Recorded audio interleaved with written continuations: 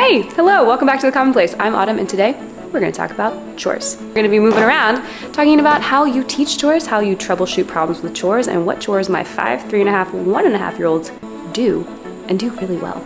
It's a lot of fun. Okay, so chores are kind of a thing in the early years, and I know what you're thinking. Don't you talk about Charlotte Mason principles and philosophy? Yes, I do. And Miss Mason had plenty to say about nursery habits in the early years and purposeful work for children throughout their entire lives. But in case you're confused on what's going on, over on my podcast, which is called The Commonplace, and I'll link it down below for you, I encourage you to go listen to our recent episode where we are discussing Mason's tool of education known as atmosphere. It's one of 3 instruments that we have, and it's not maybe what you think it is. When Mason talks about atmosphere, she's talking about teaching a child how to rightly order themselves in the world. How do they rightly order themselves to God, to people, to things, and to situations. And the neat thing about that is when we teach our kids these sorts of things, it happens during ordinary life, ordinary rhythms. But atmosphere itself can be broken down into a lot of different things that we can assess and consider to see how we're actually forming our atmosphere. What is the natural environment around a child, and how are we using it to educate them? That was a lot. You hanging with me? I hope so. Now, the thing about Mason is that she paints a really beautiful vision for motherhood, for home education, for life with children. It's so beautiful that many moms can feel burdened by it because it sounds like all of the work is going to fall on us, moms, the ones who make the cake for tea time, go and buy the books, take them to the nature trail, put them in the cute clothes, whatever it is. It seems like it all rests on our shoulders, but that, my friend, is the first sign that you have misunderstood atmosphere. And that is what we're going to talk about today when we talk about chores. So, Mom, hear me now. You cannot do it all, nor were you made to do it all. But when we think about these mundane habits in our homes, which are things like making beds, brushing teeth, cooking dinner, stuff we kind of have to do, I want you to keep in mind that these wrap themselves up into meaningful habits. Just like kids need an inspiring idea to get going, so do us moms. So think about your children in the future as adults, because we are educating so that we have full persons. Full whole persons. When they live their lives, when they think, do, and love out in the world, we want them to be whole. So say you want your kids to grow up and be hospitable.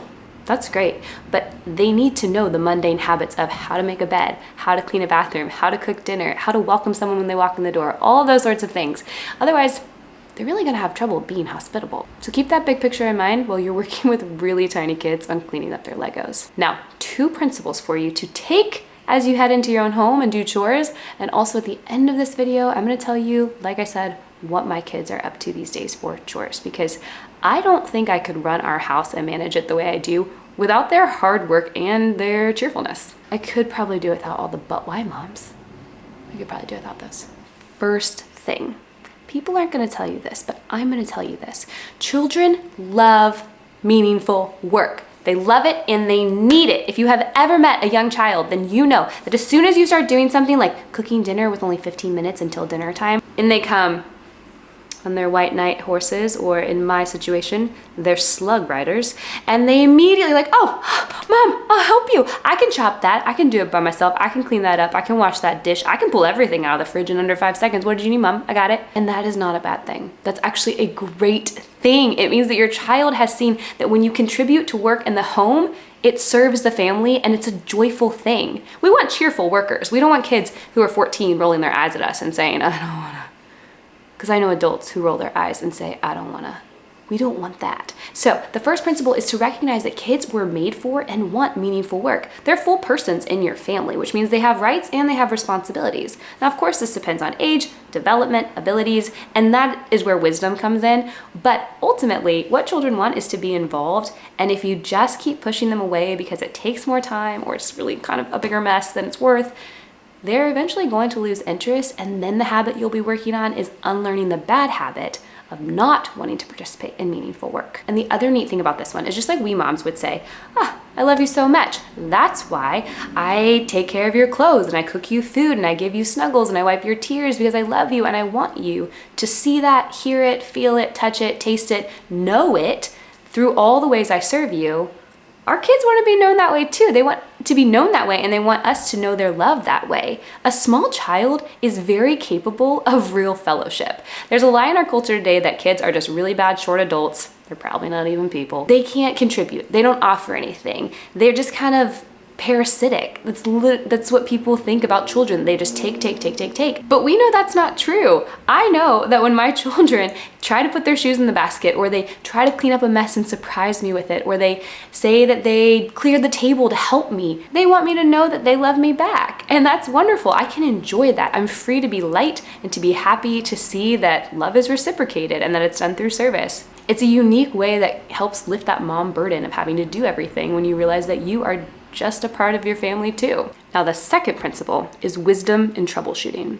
So if you've been around the classical world, if you know some Charlotte Mason, then you probably know that the phrase is that we are cultivating virtue and wisdom by God's grace.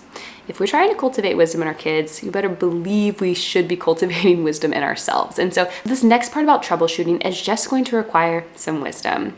But the way I usually find out what's going on when I have a chore habit problem is I ask the question, is this unwillingness or is this inability? And that usually gives me a good starting framework. So when I talk about a chore problem, a habit problem, what I mean is that your child might have a really bad attitude about something, or they're just kind of standing in the middle of the floor, or even they freak out because there's so much to do they don't even know where to begin. You probably have your own list of ways that you have chore problems as well. And when you repeatedly hit these are the two things you need to ask. Because if it's a matter of unwillingness, that's an obedience issue. And that one can be a little bit tricky because you have to touch on the heart. But before I touch on the heart, the first thing I do is kind of take a body check inventory. What I want to know is there a real concern here that I've possibly missed? Was my child up all night? Are they very tired today? Have we eaten a little bit? Could it be a blood sugar problem?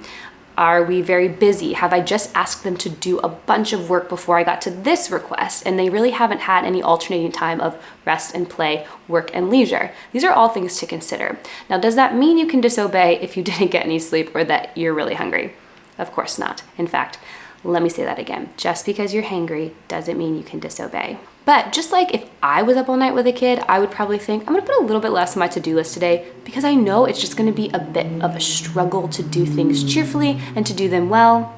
It is fine to understand and recognize that for your child. It's also fine to postpone cleaning up the mess you just asked them to cover and instead be like, hey, you know what, first we're gonna have a snack and then we'll come back to this. There's nothing wrong in supporting your child and helping them to have the best chance to obey. I'm not here to talk about discipline on if your children continue to disobey, but I do think it's important to take an assessment of where your kid is at, what you're asking them to do, and whether or not that's a fair request or if you're just going to set them up to fail. Now, the second part of the heart check of this unwillingness is, have I given them an inspiring idea? Mason says whenever a child is going to learn something, implement a new skill, practice purposeful work, form a habit, whatever it is, you always need an inspiring idea, something that captures their heart and their imagination. Are you reading good books? Are you bringing in real living ideas?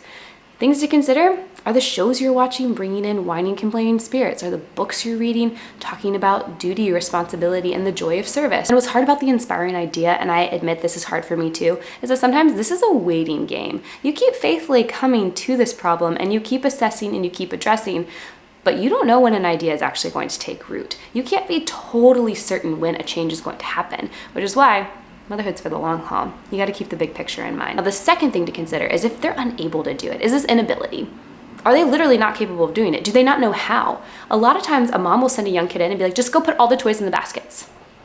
Does your child know how to put all the toys in the baskets? Do they know which toys go in the baskets? Are the baskets light enough for them to pick them up? Do they know where the baskets are kept? Can they pick up tiny toys with their grasp? There are a lot of things to consider. And if a child doesn't know what's going on or how to do it, if you realize this is an issue of inability, then you have to habit train them, which means you need to teach them how to do the thing. You need to partner with them. You need to show them repeatedly for days, weeks, maybe months, depending on the child. You need to support the habit. And then you can launch them off and be like, hey, you're in charge of this now. But not until you've adequately trained how to clean up. Whatever the chore is, kitchen, bathroom, bedroom, whatever it is, you're gonna have to make sure you've taught it and then you follow through. As a reminder, I have 3 very cute kids. While I try not to film their faces entirely straight on, you can just trust me, they're very cute. But they are 5, 3.5, and 1.5, and they all have chores. So the one way we do chores at our house is something called chore captains. Chore captains are this funny idea I made up when I wanted to give one child the responsibility and the duty of following through on a job.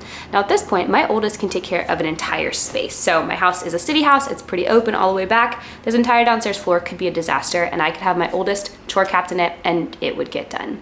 My middle guy, he can chore captain a project. If they've been magnetiling or Legoing, or they've been cooking in the kitchen, whatever it is, he can handle a space like that. One focused idea, magnetiles, Legos, creations, that kind of idea. And my youngest can captain a task. I can say, put these Legos in this box, put these tiles in this basket, and he can handle those things. And it's important to know what your child can do, because I could not ask the same thing of all three of my children. If I did, the danger is that I would set up my other two children to run on a habit track that I don't want. For all of us, I don't want to be an impatient, nagging mother. I don't want them to feel like they're incapable or to start complaining or to hate doing work. So it's a constant wisdom measurement and understanding what can my kid handle, where can I push them. It's kind of like a muscle, actually. All of them have chore muscles. And as they get stronger, you're going to have to push them a little bit more in bigger projects or bigger tasks or more independence, but in an appropriate way, or else they're going to get hurt and they may never want to go back to the gym. I don't usually do a lot of gym analogies, but I think that one worked. So some very quick, fun chores at my house that really help me and that I hope will help you, because I am a common mom with common children and I love them dearly, and without them, as there are more of them, there's just more work and I just don't know exactly how we keep running. So fun things that I don't do really anymore. I don't do my children's laundry after it comes out of the dryer. So this may not work for you if you're a stickler about things being folded in drawers, but if you are able to let that go, and really, you should be able to let that go, your children can take over their clothes. So my older two, 5 and 3.5, can sort all of the clothes, and they will put their clothes in the right drawers. Now what I've done for my oldest, my daughter, she has individual drawers for each type of item. She can organize, sort, and do that, and that's fine. My boys have a very large dresser with very big drawers. So all of their clothing, not underwear and socks, but all of their clothing goes into one drawer per boy. It is very easy for them to put it in, and they also get themselves dressed. So I really don't open these drawers very often. Every so often I'll go through and kind of check to make sure clothing doesn't have holes or stains or anything, but generally they're in charge of their own laundry because they're also in charge of getting themselves dressed. I also don't make their beds. They have to make their beds in the morning, they have to brush their teeth, they have to comb their hair, they have to wash their hands, they have to pick up their room. These are all things that children of this age can handle. Now we also have kitchen crew, and that is only my older two. My 18-month-old is a little wild wielding knives in the kitchen, so we haven't really tapped him in. But my older two, they can wash and prep veggies, they can chop things, they can stir, they can bake cookies almost on their own as long as I do the oven for them. They can also wipe down the table after meals and vacuum under the table. My youngest can actually take plates back to the sink. And they're really good about helping me with whatever my zone for the day is. And they always kind of pitch in on whatever I sort of give them in the moment. But the things I've mentioned are kind of always their jobs. And then of course there's toy storage. They don't have a lot. In fact, in Patreon, I was discussing classical principles for toys. Two of the big things I mentioned are that toys should cause active play, not passive play, and you should not have too many. Another tip right now is that you should store them in ways that kids are able to put them away and get them out easily, and that the organization makes a lot of sense. Thanks so much for coming over here today. I would love to have you at the podcast. I would love to have you on Patreon, where we discuss these things in even more practical ways, and all the links are down below. Otherwise, I'll see you guys in a little bit.